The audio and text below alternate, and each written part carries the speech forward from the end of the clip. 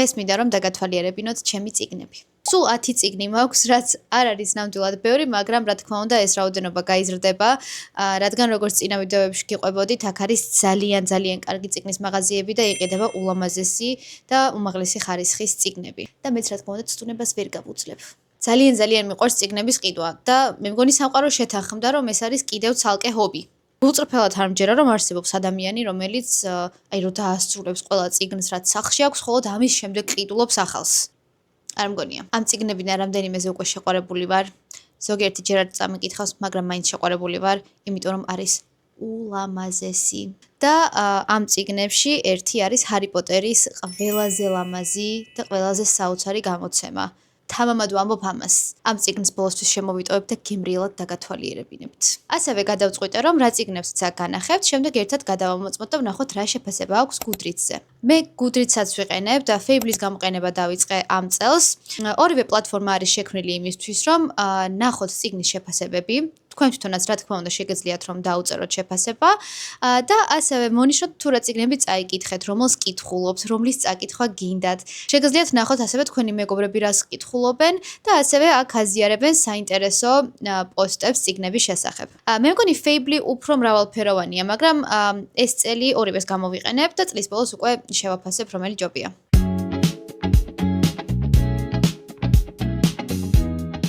პირველ რიგში განახებთ იმ წიგნებს, რომლებიც საქართველოდან წამოვიღე. სულ ორი წიგნის წამოღება შევძალი და ერთ-ერთი არის Mel Robbins-ის Let Them Theory. აქ ყოფნისას წავიკითხე ეს წიგნი, ჩემს წინა ვიდეოში 2025 წლის შეჯამებაშიც განვიხილე.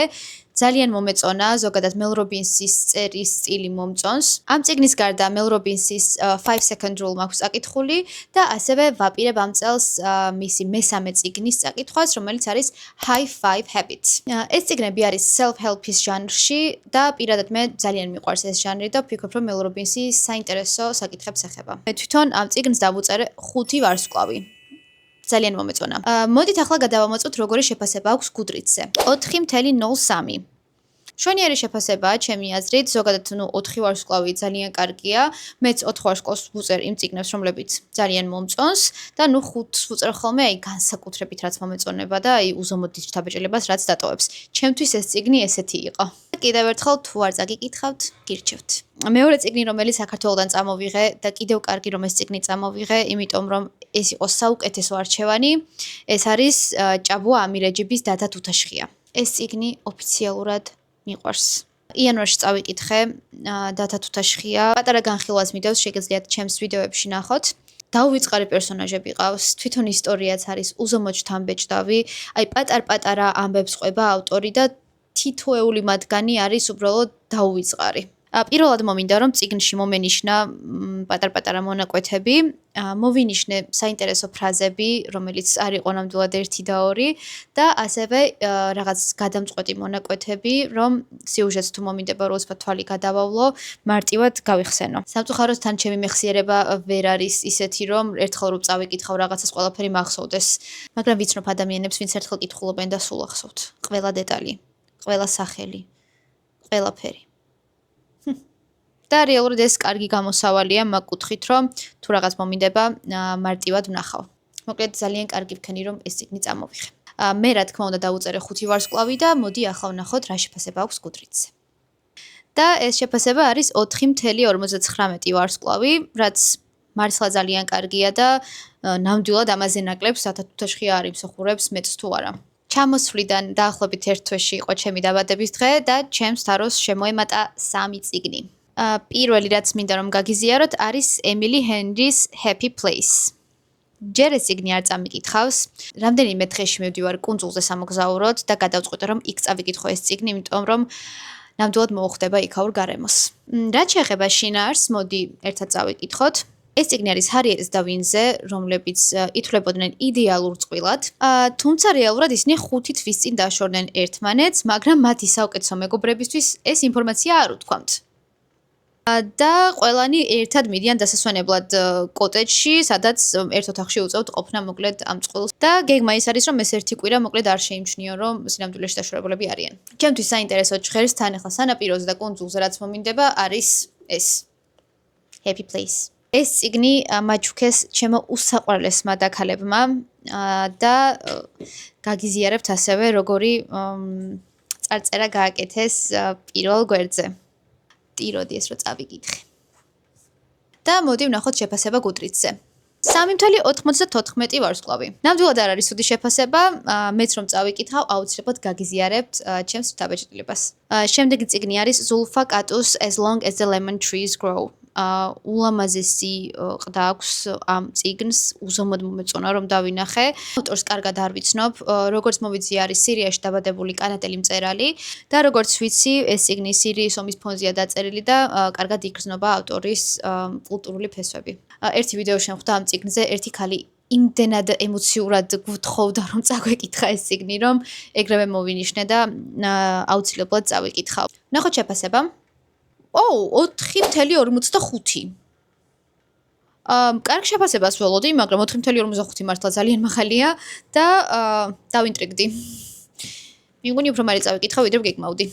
და მესამე წიგნი ლიზა ჯოელის Then She Was Gone. ეს არის თრილერის ჟანრში დაწერილი წიგნი, რომელზეც ჩემს წინა ვიდეოშიც ვისაუბრე. სიუჟეტი დასყეში არის ძალიან საინტერესო, მაგრამ სამწუხაროდ დასასრული დიდად არ მომეწონა.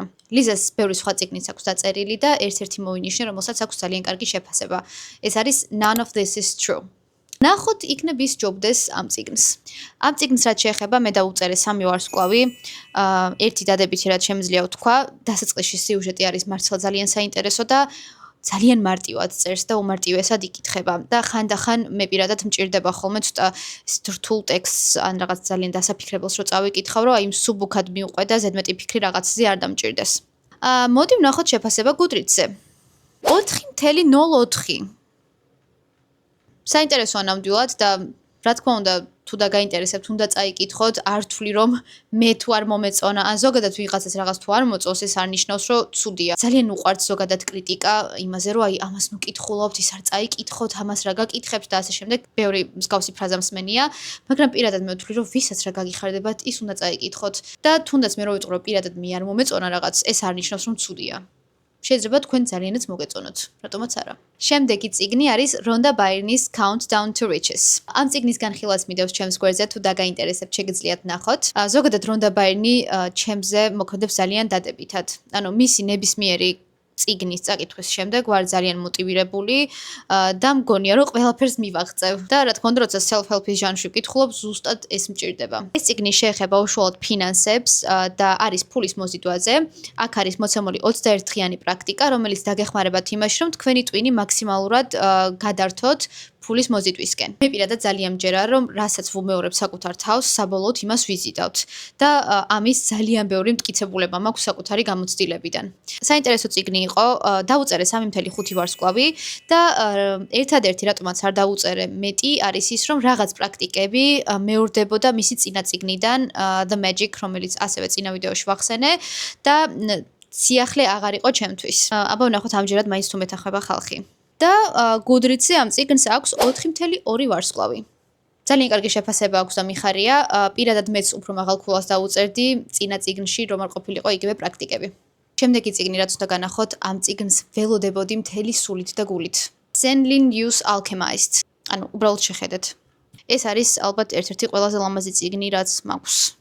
და აი ამ მოხატულ გვერდებზე უბრალოდ ვგიჟდები და მინდა რომ ყველა წიგნს ასეთი ვიზუალი ჰქონდეს. ღმერთო რა მძიმეა. რეალურად ამ ავტორმა ჯერ დაწერა ჰარი პოტერის ფანფიქშენი, სადაც მოვლენები ისე ვითარდება, რომ ჰარი და მისი მეგობრები ვოლდემორთან დამარცხდნენ. და ამ წიგნში წყვილად მოგვევლინა დრაკო და ჰერმიონი. ამ წიგნმა გამოიწვია სრული ბუმი ინტერნეტ სივრცეში, გაგიჟდა ხალხი ისე მოეწონა და ავტორმა შეცვალა სახელები, გადაიტანა სიუჟეტი მის მიერ შექმნილ უკვე დამოუკიდებელ სამყაროში და ასე მივიღეთ Alchemist. მიუხედავად იმისა, რომ ჰარი პოტერის სამყაროა წინა წიგნში და რა თქმა უნდა მაინტერესებდა წაკითხვა, არ ვაპირებ, რადგან თვითონ ავტორი არ უწევს რეკომენდაციას და გვეუბნება, რომ პირდაპირ წავიკითხოთ Alchemist, რაც რა თქმა უნდა ლოგიკურია. ამ წიგნმაც ძალიან დიდი გამოხმაურება მოიპოვა და ვიცი რომ ძალიან ბევრ ადამიანს მოეწონა. არის 1024 გვერდი, 1024. და არის უმძიმესი. როგორც ვიცი, პირველი 100 გვერდი უნდა გადარჩე რამენაირად, გაუძლო და გაერკვე მათ მაგიურ სისტემაში, რომელიც არის ძალიან რთული. გამომცემლობა მოუბარი ასევე ქართულად გამოსცემს ამ წიგნს, თუმცა როგორც მთარგმნელმა თქვა, 1 წელი დაჭირდება ამ ყველაფერს, იმიტომ რომ საკმაოდ მოცულობითი წიგნია ისედაც და როგორც აღნიშნე, საკმაოდ რთული მაგიური სისტემა აქვს და რა თქმა უნდა, თარგმნა ისედაც შემოქმედებითი პროცესია და ამას საკმაოდ დიდი დრო დაჭირდება. დავნახოთ შეფასება Goodreads-ზე. 4.38.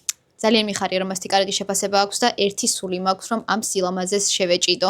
შემდეგი ულამაზესი წიგნი, რომელიც მინდა განახოთ, არის Jamin Eve's Spellcaster. არც ეს ავტორი ვიცოდი, არც ეს წიგნი, მაგრამ რომ დავინახე, ეგრევე მოვკიდე ხელი და ვიყიდე.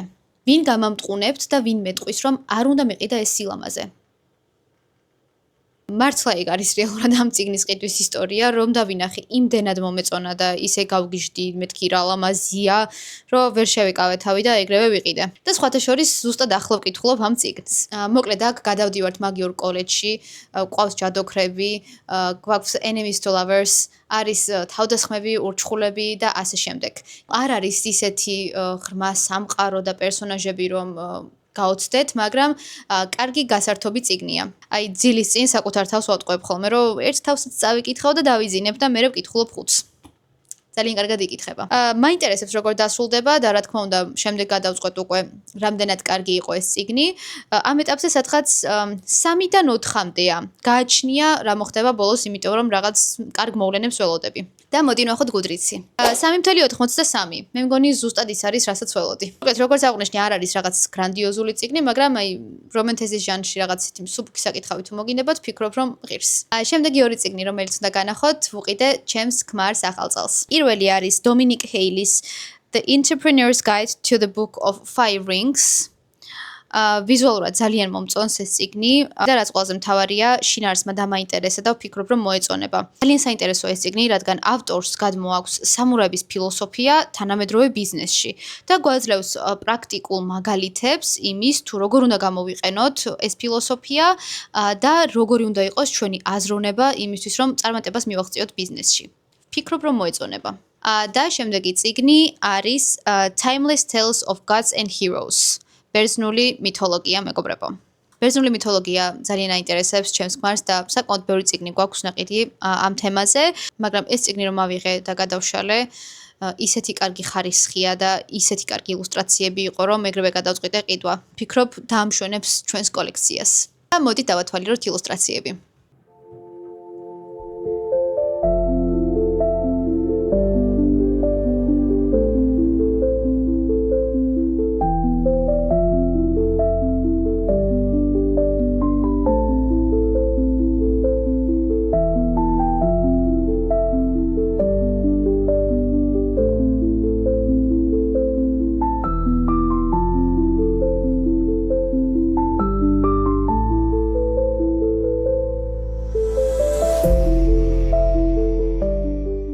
და როგორც შეგპირდით, საუკეთესო მოვიტოვე ბოლოსთვის. ეს არის ჰარი პოტერი და ცეცხლოვანი თასი. ვიდეოს დასაწყისშიც ვთქვი და ახლაც გავიმეორებ, რომ ჩემი აზრით ეს არის ჰარი პოტერის საუკეთესო გამოცემა. ამ გამოცემის პირველი 3 ნაწილი ჩემს თაროზეა თბილისში და მეოთხე გამოვიდა და რა თქმა უნდა ეგრევე გავიქეცი და ვიყიდე. ახლა კი მინდა უბრალოდ განახოთ ის საოცრება, რაც აი ამ ფურცლებზე იმალება.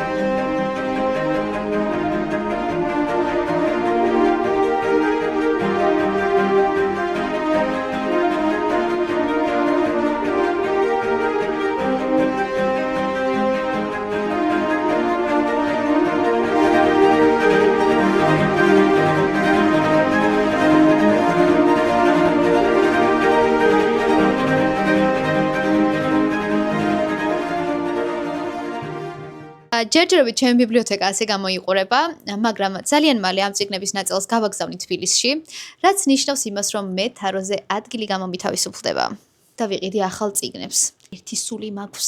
აქვე მინდა ძალიან დიდი მადლობა გადაგიხადოთ ყველას, ვინც გამოიწერეთ ჩემი არხი და ვინც აქტიურად უყურებთ ჩემს ვიდეოებს. ასევე კომენტარებსაც რა თქმა უნდა სულ კითხულობ და ძალიან მახარებს თქვენი თბილის სიტყვები. და თუ ჯერ არ გაქვთ გამოწერილი ჩემი არხი, აუცილებლად გამოიწერეთ და დაელოდეთ საინტერესო ვიდეოებს. დროებით!